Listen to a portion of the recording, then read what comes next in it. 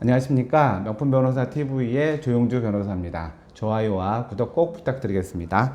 오늘 소개할 판결은 오피스텔 관리비에 대한 겁니다. 자, 우리 오피스텔을 가지고 있거나 사용하시는 분들이 있을 텐데요. 오피스텔은 이게 구분 건물이에요. 그래서 관리단이 형성이 되거나 아니면 입주자 대표회의가 만들어져요. 이 오피스텔은 아파트랑 비슷한 게 공용 부분이 있고 전유 부분이 있어요. 전유 부분은 내가 쓰는 공간을 얘기하고요. 공용 부분은 뭐 복도나 엘리베이터, 계단, 그 다음에 기계실, 뭐 관리실, 이게 이제 공용 부분이 돼요. 그런데 이 오피스텔은 이제 뭐가 문제였냐면 이게 이제 예전부터 그냥 평당 얼마 이렇게 부과를 한 것 같아요. 그래서 여기는 평당 8,000원으로 부과하는 거 보니까 조금 좋은 오피스텔인 것 같은데, 이렇게 이제 평당 8천만 원의 정액제로 이제 부과를 했던 거죠. 아마 그 부과에는 공유 부분이랑 전유 부분이랑 다 합쳐져 있었던 것 같아요. 근데 그 중에 어떤 한 분이 이 오피스텔에 143개의 호실을 다 취득을 해요. 그러니까 뭐 이게 주식회사인지 자산이 많으신지 모르겠는데, 오피스텔이 전체를 몇 개인지 모르겠지만 143개가 되는 오피스텔을 사후적으로 취득을 해요. 그래서 이 사람이 그러면은 오피스텔에서 가장 많이 갖고 있는 사람일 거 아니에요. 근데 관리단에서 이전에도 평당 8,000원씩 부과했기 때문에 이 사람한테도 평당 8,000원씩 부과를 했어요. 그랬더니 이 사람은 야, 그거는 맞지 않다.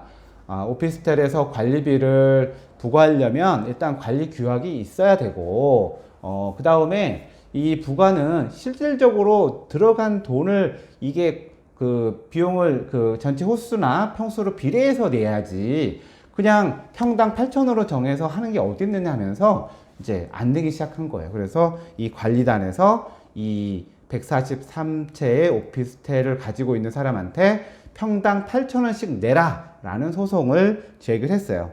그 소가 자체가 10억이 넘어요.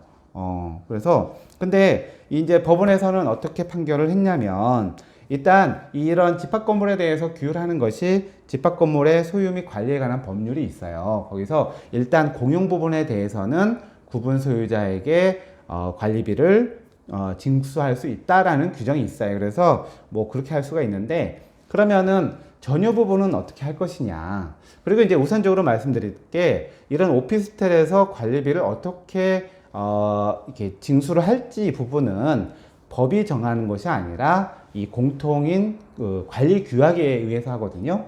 근데 지금 이 오피스텔이 어떤 문제가 있었는지는 모르겠지만 따로 관리 규약을 만들어 놓지는 않았던 것 같아요. 네. 관리 규약이 있었으면 명백하게 뭐 이렇게 그 관리비 징수 부과하는 것이 어렵지 않았을 텐데, 뭐 어떤 과정이었는지 모르지만 제대로 된 관리 규약이 없이 그냥 관례적으로 평당 8,000원씩 관리비를 부과해 왔던 거죠. 그러니까 이 새로 산 사람이 이건 관리규약도 없지, 평당 8,000원씩 내는 것도 합리적이지 않지, 그래서 못 내겠다, 실질적으로 들어간 돈을 갖다가 비율적으로 나눠서 내자라고 이제 얘기를 했던 부분이죠. 근데 일단 그 관리단에서는 이 집합건물법에 따라서 당연히 공용 부분에 대해서는 관리비를 청구할 수 있는데, 그러면 전유 부분은 어떻게 할 것이냐, 관리규약이 없단 말이죠. 그래서 지금 법원의 판단은 뭐냐면, 그러니까 우선적으로는 집합건물법에 따라서 전유 부분에 대해서는 관리규약에 따라서 청구를 하는 게 맞습니다. 근데 여기는 그렇지 않았어요. 그리고 2008년부터 계속 평당 8,000원씩 이게 거뒀던 거예요. 그러니까 이 법원 입장에서 봤을 때는 구분 소유자들 사이에 오랜 기간 동안 평당 8,000원씩 내기로 하는 묵시적인 관리 규약이 있다고 본 거죠. 그러니까 오랫동안 뭐 별 문제 없이 했다면 그렇게도 해석이 될 수도 있을 것 같아요. 그래서 이거를 묵시적으로 승인했다라고 평가를 했고, 그러면 다른 사람만 그런 게 아니라 새로 산 사람도 똑같은 이러한 묵시적으로 승인된 관리 규약에 따라서 평당 8,000원씩 내야 된다는 것이 이번 법원 판결의 의의입니다. 지금 1심 판결이긴 한데요.